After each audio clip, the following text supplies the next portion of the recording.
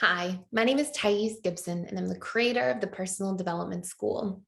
This is your daily breakthrough video. And in this video, I want to talk to you a little bit about what dismissive avoidant attachment styles tend to say when they're falling in love with somebody.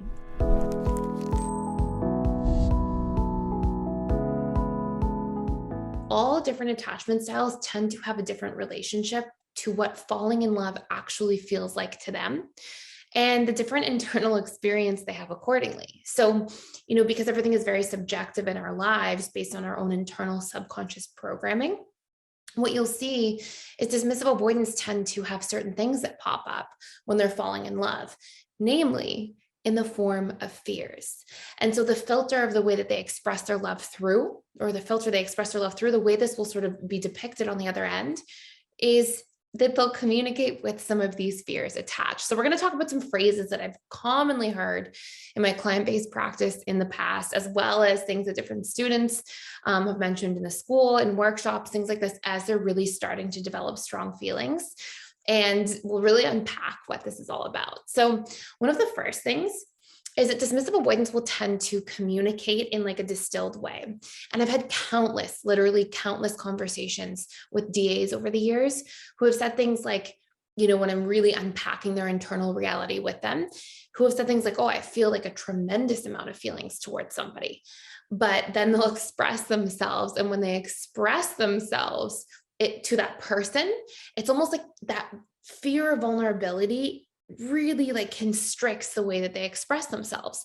So in a client session with me, when there's no, vulnerability towards their partner and, there's no like, fears attached to me really, then I'll hear somebody say like, I'm really feeling feelings of love. Like I've never felt like this. I can't imagine myself like not having this person in my life. And I'm terrified of like the relationship failing in some way. And then they'll talk to me about how they express to their partner that they're really developing these strong feelings. And they'll say things like, I'm really happy in this relationship. And I'll be like, what about the things you told me? And they'll say things like, well, I did say that to them. And what DAs are not realizing is this subconscious, again, lens that they tend to sort of almost express information through, because that lens consists of subconscious programming that entails the fear of vulnerability. Then it really gets like almost like a constrained expression of the external words. So one of the common phrases that you'll often hear dismissive avoidants say when they're starting to fall in love and really develop strong feelings is they'll actively talk about the relationship more. So they'll say things like, I'm really happy in this relationship. I feel really lucky to have you. And those tend to be very common phrases. Another big one that you'll see. Oh, and by the way, if you are somebody of a different attachment style trying to figure out how to navigate your relationship with a dismissive avoidant, we have courses you can check out for free for 7 days and can literally get through that course in 7 days.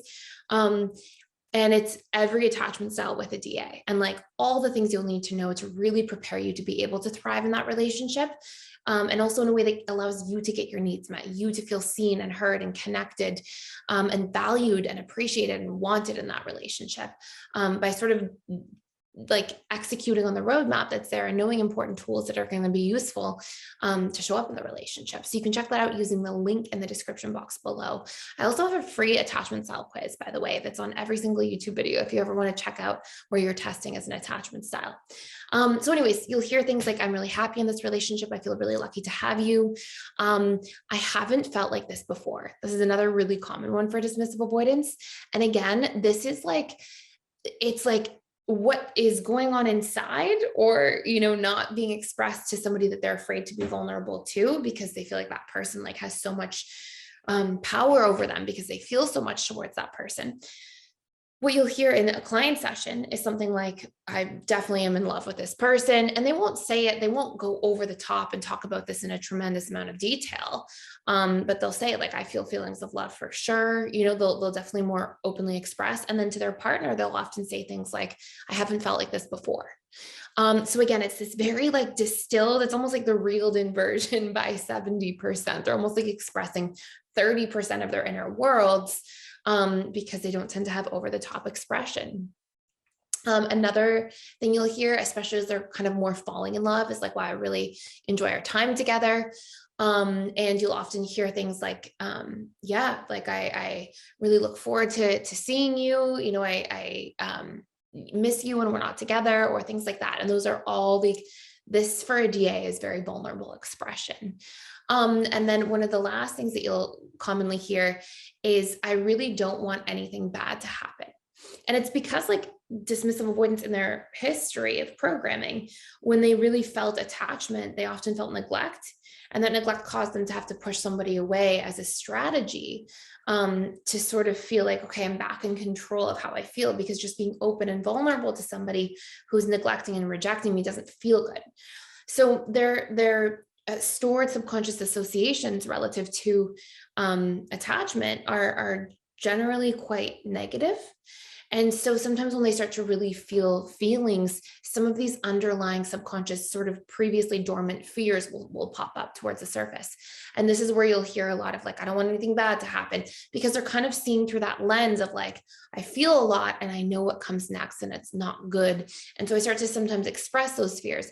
Hey everyone, I just wanted to come in here quick and let you know that we are doing our final integrated attachment theory training for the rest of this year, and we won't be hosting one until October of next year at the earliest.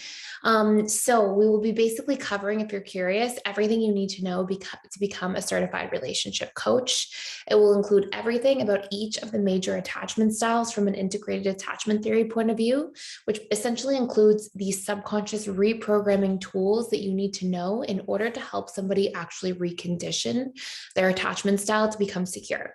So you'll learn about boundaries, communication, reconditioning core wounds, individual needs, how to break through different painful patterns, bad habits, all of these different things, and how to do this collectively so that somebody can see their relationship thrive long term. Week 8 of this program as well will also cover everything you need to know to actually start up, run, and successfully create systems in your business and funnels so that you can make your business work for you, instead of feeling like you are always having to try to chase down clients or things of that nature.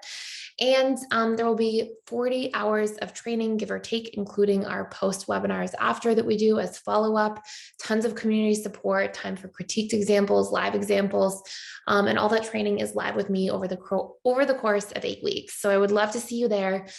We do have payment plans, and we do have early bird pricing just for the next couple of weeks. And early bird pricing is almost 50% off. So check it out using the link below if you want to learn more. And I would love to see you during that 8 weeks with me. And these are generally, when you're hearing this with a partner, a really good time to talk about needs, to facilitate open and healthy communication, to try to work to understand each other better. Because when a DA feels like they can solve problems through communication, they actually see that, hey, a lot of these fears are actually solvable problems. But when that doesn't happen, and there isn't a progression towards more vulnerable, but also types of communication that allow a problem to be worked through and resolved, then dismissive avoidants start to feel like, oh my goodness, what would I do? And they can sort of go into restraint and self-protection mode. So hopefully this made a lot of sense to you, and let me know any questions you might have in the comments down below. And thank you so much for watching. Thank you for being here. Please like, share, and subscribe to this channel if you haven't already, and I will see you in the next video.